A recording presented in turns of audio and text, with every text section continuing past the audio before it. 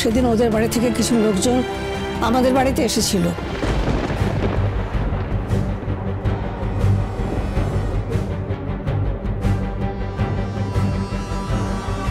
কে এসেছিল? চিনি না, উকিল সঙ্গে নিয়ে ওদের বাড়ি থেকে কারা যেন এসেছিল। এই তিথি বল না। এইসব কথা তুলতে গেলে কেন?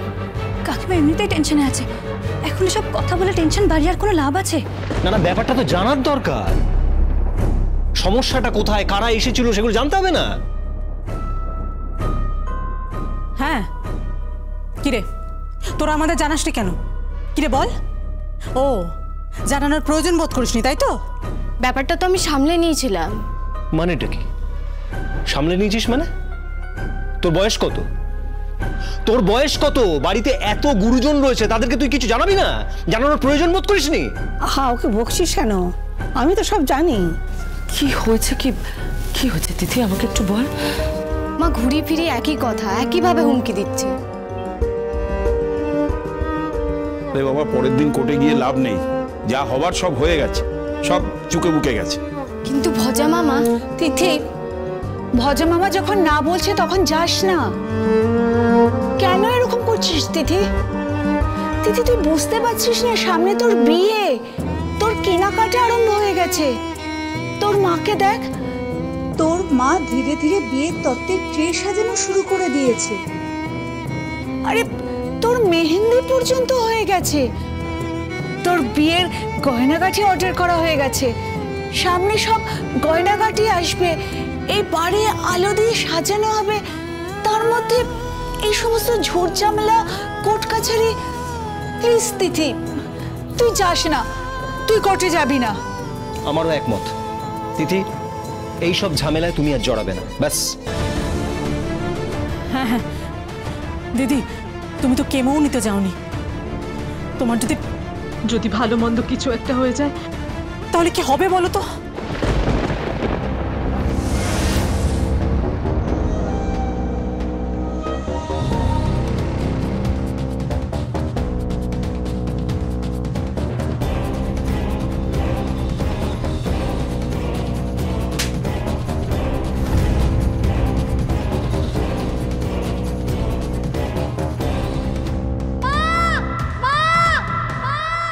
দাঁতে দাঁত চেপে থাকবো, আমি লড়াই করব। সারা জীবনই তো লড়াই করছি। তিথি সাক্ষী দেবে।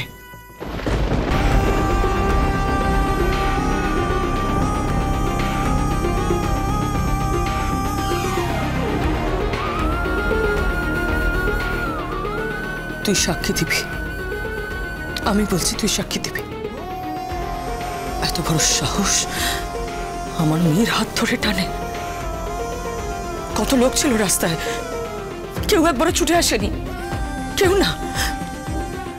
এত স্বার্থপর হয়ে গেছি আমরা, কেউ বিপদে পাশে থাকে না, সব মুখ ঘুরিয়ে চলে যায়। ঠিক আপনার মেজো ছেলের মতো মা, ঠিক আপনার মেজো ছেলের মতো।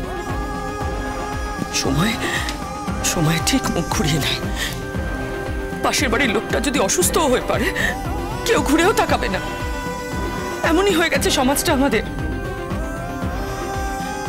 তুই লড়বি তিথি, তুই 100 বার লড়বি, আমি বলছি। বৌদি, আমার কথাটা বোঝবার চেষ্টা করো। সামনে তিথির বিয়ে, বিয়ের সময় যদি কোনো একটা সমস্যা তৈরি হয়। কিসের সমস্যা হবে কুমার? তোমরা এতগুলো লোক আছো, সামাল দিতে পারবে না? কিসের এত ভয়? এত ভয় নিয়ে বাঁচা যায় কুমার? এত ভয় নিয়ে বাঁচা যায় না।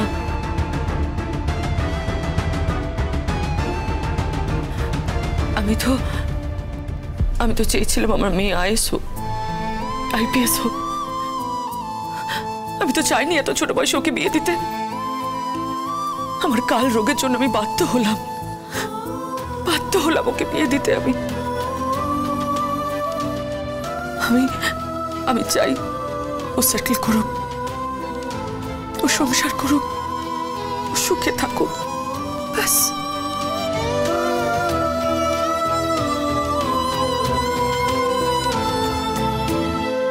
একটা কথা মাথায় রাখিস তিথি,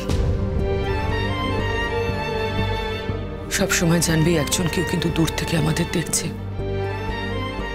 যেভাবে পরিণীতা মুখার্জি তার মেয়েকে বিয়ে দিতে পারবে না, কারণ সে ভাবে যে বর ছাড়া বউয়ের কোনো এক্সিস্টেন্স নেই। ওরা কিছু করতে পারে না।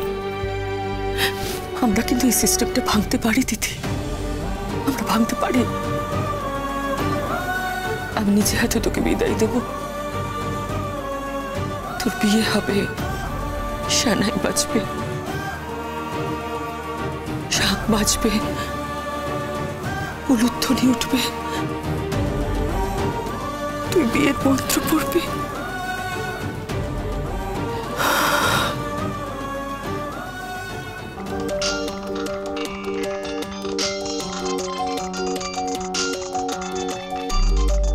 দিদি তোমার ফোন।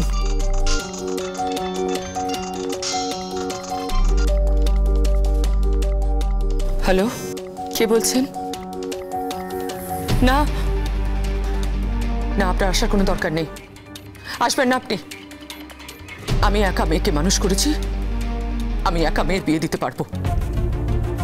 এতদিন যখন খোঁজ নেননি, আজকে আপনার খোঁজ নেওয়ার কোনো প্রয়োজন নেই। আর একটা কথা শুনে রাখুন, এতদিন যখন আমার আপনাকে কোনো প্রয়োজন হয়নি, আজও হবে না। আপনাকে আমার কোনো প্রয়োজন নেই, বুঝেছেন? মা, কে ফোন করেছে? ওই লোকটা এখানে আসতে চাইছেন তোর বিয়েতে, টাকা দিয়ে সাহায্য করতে চাইছে, গয়না দিয়ে সাহায্য করতে চাইছে আমাকে। ফোনটা দাও। হ্যালো, আপনি এখানে আসবেন না, কোনো প্রয়োজন নেই। আমার বিয়ের খরচা আমার মা চালিয়ে নিতে পারবে। আপনার কোনো প্রয়োজন নেই আমার জীবনে, আসবেন না। আমি আপনার মুখ দেখব না, কখনো দেখব না, কখনো না। আমার মা যেটুকু করেছে আমি তাতেই সুখী।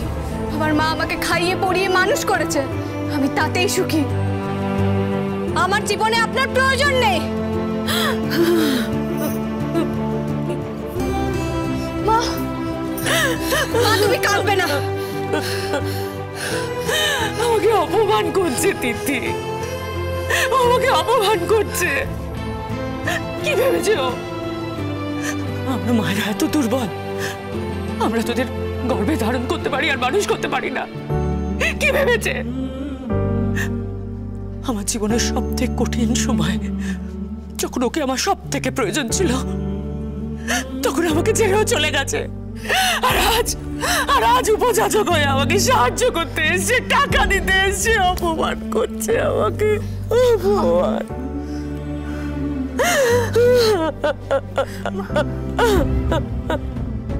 মেজো খোকা ফোন করেছিল? প্লিজ মা, দয়া করে মেজদার কথা এখানে এনো না। হ্যাঁ মা। আমি বলি কি, পুরনো কাসুন্দি ঘেটে কি লাভ বলুন তো মাসিমা? থাক না, যা হবার হয়ে গেছে। ঠিক তাই, দিদিকে আর কষ্ট দেবেন না মা, একটু শান্তি দিন, একটু শান্তি দিন।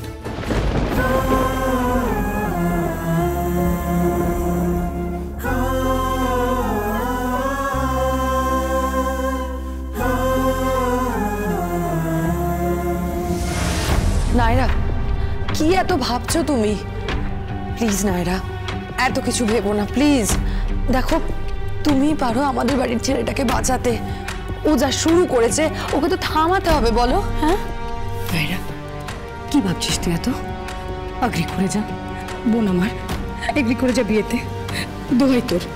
তা কি করছে বলতো? শুনতে পাচ্ছিস তো তুই? রুদ্রিক কি করে বেড়াচ্ছে, এইদিকে মারপিট করছে, ওদিকে মারপিট করছে, ও তো মাতালদের মতো ঘুরে বেড়াচ্ছে, বাড়িতে এইভাবে অশান্তি করছে।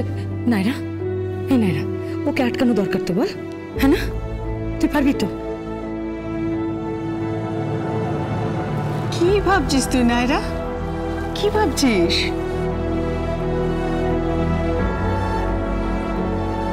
আর তুমি তো ওকে সব থেকে ভালো চেনো, বলো?